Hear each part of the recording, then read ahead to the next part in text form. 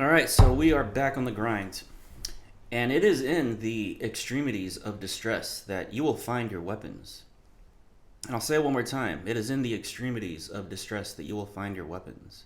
So we often find ourselves in thunderstorms, lightning storms in life.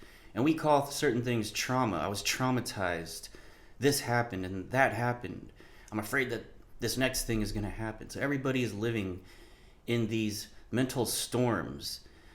And they really believe that they're traumatized, and maybe you are. But that's the beauty of it, because it is in the extremities of distress that you will find your weapons. So let's just think about this simple concept for a second. Most of the world to you is unknown, to anybody, because we can only pay attention to a small amount of what's going on at any given time.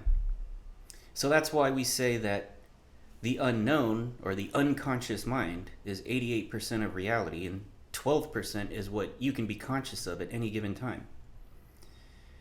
And most people, once they have established a certain behavior pattern, or a life routine, or the way in which they are, a personality, behavior traits, they're going to operate within that small bandwidth. They're going to operate within the bandwidth of things that they know, not considering things that they don't know, not considering things that they don't know, and definitely not considering things that they don't know. But it is in the things that you don't know, that you will find your weapons. So the only way you can approach the unknown, and that is what you are doing. If you are going through a difficult situation in life, you are approaching the unknown. That's why it's fearful. H.P. Lovecraft had a famous quote about fear. It's not exactly like this, but it's the same idea. It basically said, fear is the oldest drive, the oldest emotion in the human psyche, and it is fear of the unknown that mankind fears the most. And that is true. Whatever is an unknown is going to be unacceptable to you, is going to be the most fearful and stressful to you. And if you're going through a situation like that you've never been through before, or you cannot predict what is going to happen tomorrow and the next day, it's going to cause you distress. But if you actually figure out where to rest yourself in these situations, you just found your weapons. You found your shield and your sword at the same time. Because as all this is happening, think about people who are on death row, not waiting to die, but literally they're going to die the next day. So they've already had their last meal, and this is the hours before they're about to be executed. Something happens. Time dilates. There's a presence that happens where they become aware and they become grounded in the present reality in ways that they never had before. And you may have had this happen to you. Like, I give this example. As a kid, if I was going to get in trouble and I knew that, like, I was waiting for my dad or someone to come, like, get me because I was in trouble, it's weird because during that time frame of waiting, I would have lots of different appreciations that I didn't appreciate before. Like a friend. I'd be hanging out with a friend, just chatting, talking, because I'm waiting. I'm busted. My dad's coming. He's pissed. He's coming to get me. I'll be talking to my friend, and I'll be like, "Man, you are such a good friend." Like everything would start to become a lot of things that I never would have thought of before would become conscious in that moment. And so the point of this is fear of the unknown, and being in a situation where you don't know what's going to happen can cause you to mentally break down, some people. And there's only two ways to go. Think about it. You're either going to become great, or you are going to crumble and fold and fail. So there's only two options. There actually is no middle ground. You either have to become great, or you have to do nothing and fail. So this is your time to actually pull out the greatness from you. If you can overcome whatever difficult situation you're in, even if it's simply the psychological aspect of it, if you can find that safe space to rest your mind in the distress, not only will you find your weapons and then be able to get out of the situation, you will have discovered within you greatness. You would have just realized, like, Nothing can stop me because I adapt. Because when the pressure is put on, my higher self comes through for me. I don't even feel it happening. But as long as I just trust and I know that I'm doing all the right things that I possibly can in the meantime, time doesn't stop flowing. Events don't stop happening. What happens is you sink in to the perfect rhythm that you're going to need to get out of this and to match that frequency, to match that vibration, to match that energy that you really do want. And you're going to have to go through this journey to get there. So, something that really does happen to a lot of people, if you're, let's say you found out a loved one has an illness or something, or you have an illness, or you are out of money, or you are going through a divorce, or whatever the case may be, or you just went bankrupt, or you maybe tried so hard at something and then you went bankrupt. Whatever you are dealing with, it's a very special time in your life because you're going to look back. You have to succeed at this. This is the thing. But that's what gives you the fire. Because if someone just gave it to you and they said, don't worry, you're going to be fine. You just trust in the universe and it's going to be fine. You're not going to really do anything. The truth of the matter is this is a test. It is a test. You might not make it out. It's a time where you have to decide who you are. You have to decide. Are you going to be the person that fails and just lets everything fall apart? Or are you going to get up and fight? So you need to develop that fighter's instinct if you don't already have it. It's a survival instincts. It's the most powerful instinct there is to survive. But if you go out on the street, some people don't have fighting instincts. If someone were to do something to them on the street, they wouldn't instantly hit back. They may freeze, or they may run away and then make excuses. And sometimes that is the smarter thing to do. Like if some wild, it's rare that random attacks happen in public, but if that were to happen, what do you have to prove to some psycho knife-wielding person? You don't have nothing to prove. It's just as long as you survive, you pretty much succeeded. But that aside, talking about the fighter's instincts, when you have these, as life tries to pressure you, you hit back like, that's all you got? Good, because it is in the extremities of the distress that you're trying to put on me right now that I will find my weapons. And you're going to know what the fuck they feel like. And so that's the attitude, that's the energy you want to bring to life at all times, because it's coming to get you. Like, people complain about the world and all these bad things that are happening in the world. That stuff has always been there. Like, everyone says, oh, post-World War II, we lived in a world of peace. Not really. I mean, there's other parts of the world. Not everywhere and everyone is living in peace and harmony. And it doesn't have to be that way. Everything is a tunnel, a reality tunnel, is an individual journey for each person. And we all together, we are a collective humanity. Every time each and every single one of us levels up in our own lives spiritually, we learn these lessons. You live this entire life cycle, and then you pass away, you pass on to the next dimension. You are uploading all of your success, all of your learnings to the collective unconsciousness for other souls to then tap into, for guidance, wisdom, for knowing. And so this is a journey. It is supposed to have challenges, just like a video game. Also, imagine when you're watching a movie. When you're watching a movie, you're not thinking about the time where the character is like on the streets or he's struggling. It's like, I like this part of the movie, and then the part, I don't like this part of the movie. I like the part of the movie when that person is in a mansion and they're sitting by a pool sipping a margarita with beautiful women around. Like, you don't really think about that. The whole movie is the whole movie. It could be at the beginning or the early parts of the movie where this person was in dire straits, and then when later on they're happy. Sometimes you prefer the times when they were in dire straits because that's when most of the action is actually happening, and then the decadence and the downfall actually happens once they have all that wealth and don't know what to do with it, and they've forgotten about what got them there. So you just got to be scrappy is really what it is. And how do you be scrappy? I'll tell you how. You just do small achievable things. Like, a lot of people think it's way harder than it really is. Like, if you let's just take a simple one, working out or weight loss.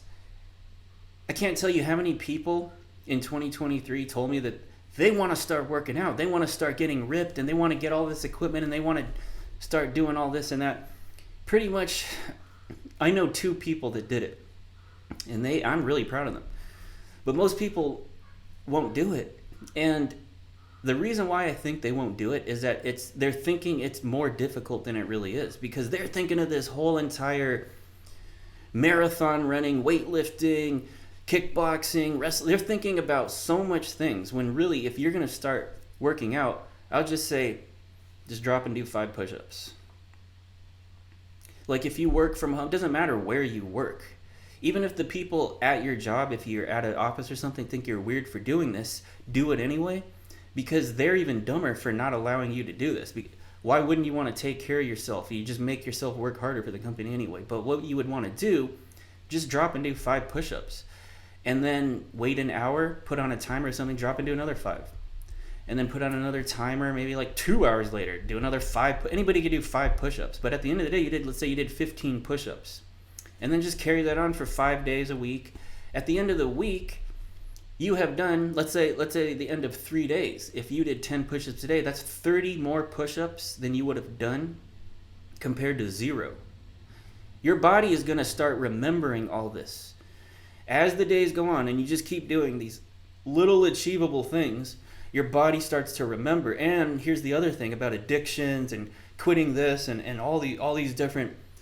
I don't even believe in quitting your addictions, or unless it's killing you, you got to quit and you want to quit. That's up to you. But what I'm saying is that a lot of people, you will naturally probably quit your addictions for progress, because the reward circuit in the brain is the strongest when the action of completing something reaches its end. So you may notice this when you're cleaning up your apartment or your house or your office or your car. You may start to notice that as you get closer to finishing it and it's all nice and clean, it's beautiful, you start to feel really good, and you actually don't even want to stop. If there was something else you could clean or fix up or anything, you would probably want to do that. But the reality is, progress is the strongest dopamine circuit there is. Every time you complete something, ding, it's a hit of dopamine. Because everybody talks about the social media apps and how the dopamine is being manipulated by the thumb scrolling and the constant bombardment of a false reality of where all the bad parts are edited out, and it's just the elevated, wonderful parts that are in. And everyone says it's messing up the dopamine. Well, the thing that corrects that, the even more powerful dopamine circuit, is achievement. And this isn't like winning Nobel Prizes. It's like I said, if you just haven't worked out in years. The other thing, it doesn't matter if you worked out years ago. A lot of people will pat themselves on the back and they'll say, yeah, when I was younger, I'd work out, I go to the gym. Like, nobody gives a fuck, because unless you have been doing that for years and years consistently, pretty much every day, you can't really say that you used to work out, in my opinion. It's like, if you have to at least have gone every single day for a year and then you're continuing it, that means you work out. Going once a month isn't working out. That doesn't count. You don't go to the gym. If you go once a month, it doesn't count. So it's consistency that matters.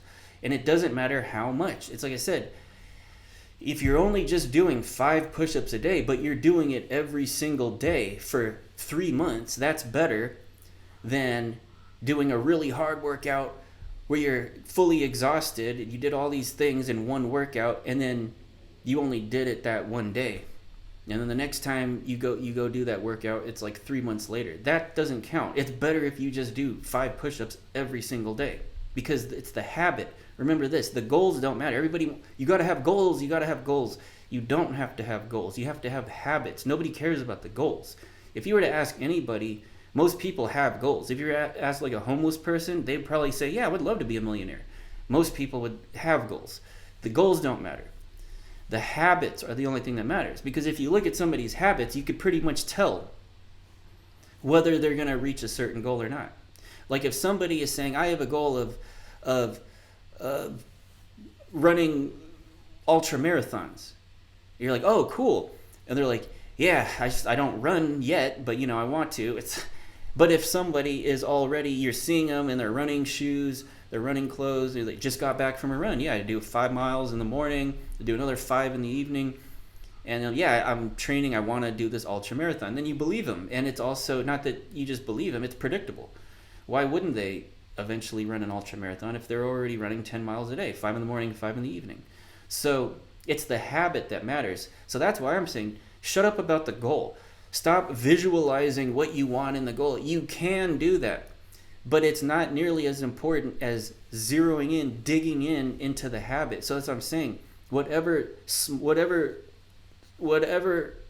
wherever you are, it doesn't matter. If it's 5 push-ups, if it's 1 push-up a day, if that's all you got, doesn't matter. It's fine. It's not the number. It's not where you are. It's the habit. So even if that's pertaining to working out, but eating is the same thing.